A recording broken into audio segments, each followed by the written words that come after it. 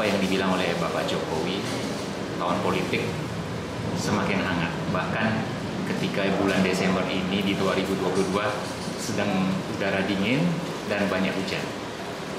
Nah, berita terakhir adalah yang cukup membuat kaget adalah ketika Hasto Kristianto, Sekjen PDIP, mengatakan bahwa Ibu Megawati, ketum dari PDIP, akan mengumumkan segera capres versi PDIP pada 2023, kalau nggak salah bulan Januari.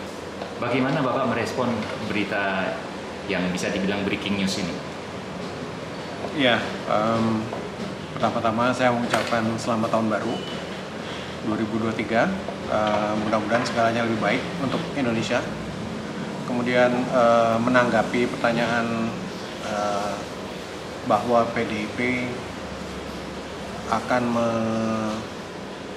mengajukan atau mengumumkan capresnya di ulang tahun PDIP ya, 10 Januari.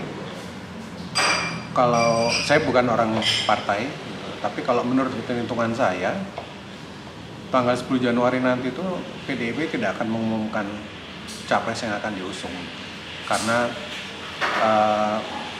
masih terlalu jauh dari hari H-nya gitu. Yang mana kalau saya tidak salah, kalau tidak ada perubahan itu, nama capres, cawapres itu harus dimasukkan ke KPU pada tanggal 19 Oktober 2023. Jadi masih kira-kira 10 bulan lagi dari sekarang, dan itu masih prematur kalau menurut saya ya gitu. Dan kita semua tahu Bu Mega politisi senior yang paling banyak pengalaman di Indonesia hari ini gitu ya, dan sudah banyak melalui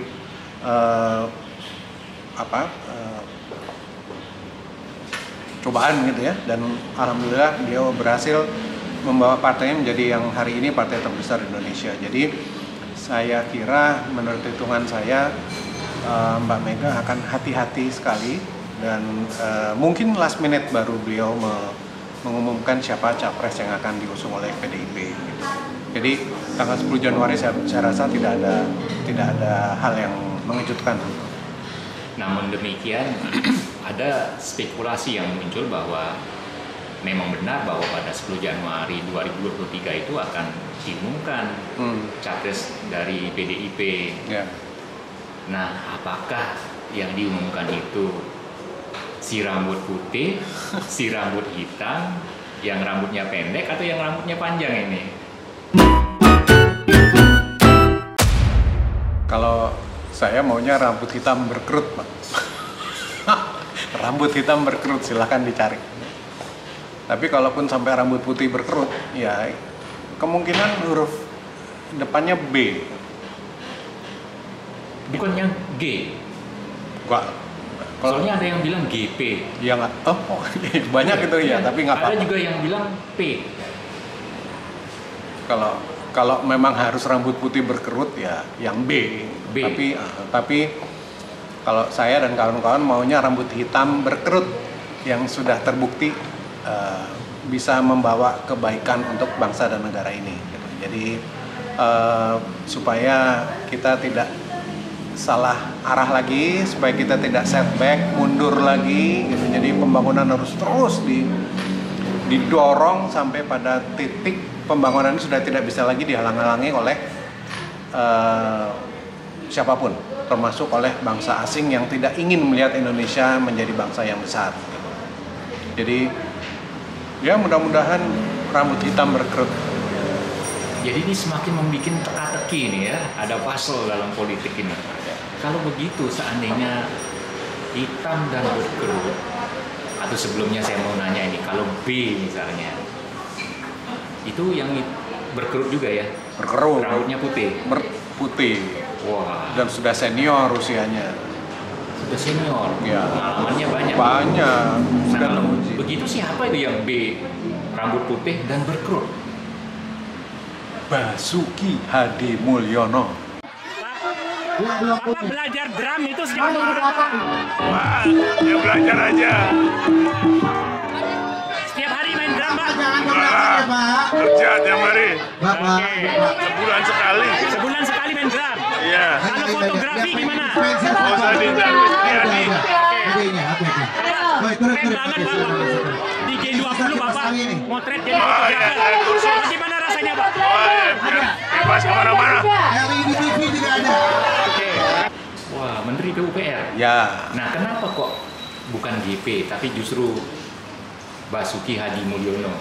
Kalau- B, kalau saya nggak mau bahas GP ya, saya bicara tentang Basuki Hadi Mulyono aja. Basuki Hadi Mulyono, beliau itu sudah masuk dalam kabinet Pak Jokowi sejak awal pemerintahan periode pertama, dan hasil kerjanya terbukti ya.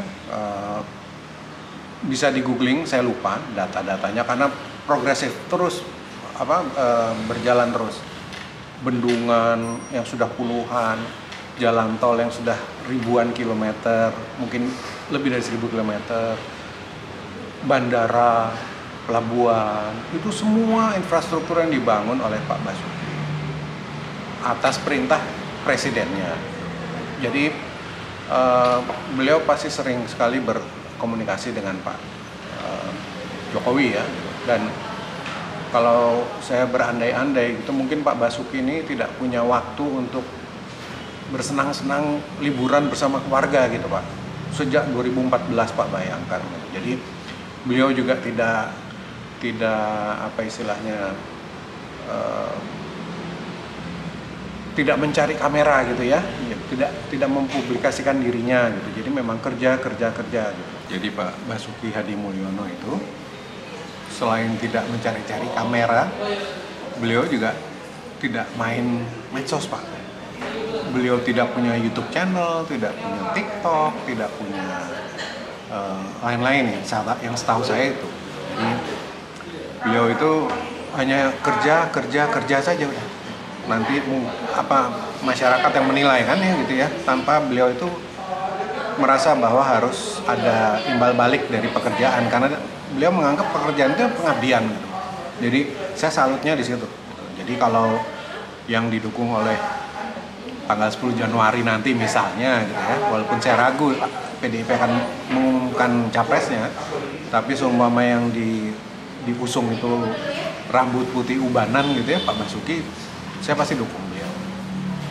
biasanya kan begini, zaman media sosial ini serba online, banyak orang membaca berita online dan medsos tentu saja.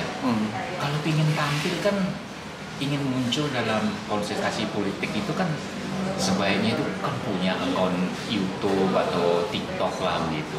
Kenapa Pak Basuki tidak memanfaatkan sarana yang sebenarnya gratis itu loh? Ya mungkin. Beliau memang tidak punya pikiran ke sana, tidak punya ambisi untuk menjadi pemimpin. Atau mungkin juga beliau berpikir bahwa kalau memang wangsit gitu ya, atau amanah dari langit itu jatuhnya ke beliau, ya beliau nggak cari-cari juga akan dapat amanah tersebut gitu. Jadi beda dengan orang-orang yang ambisius ya. Jadi ambisius itu, ambisi bolehlah gitu, tapi kalau ambisius itu kan nggak bagus Pak, karena ambisius itu bisa merubah orang baik menjadi orang jahat, bisa merubah orang pintar menjadi orang bodoh Pak, karena menghalalkan segala cara, semua dipakai, yang mana akhirnya nanti bisa menjadi bumerang juga gitu. Masyarakat bisa mual gitu melihatnya, karena lebih rame di pencitraannya daripada di pekerjaannya, daripada prestasi kerjanya gitu. Jadi ya itu sih kembali ke pribadi masing-masing lah gitu ya. Jalan mana yang mau diambil itu kembali pada pribadi masing-masing.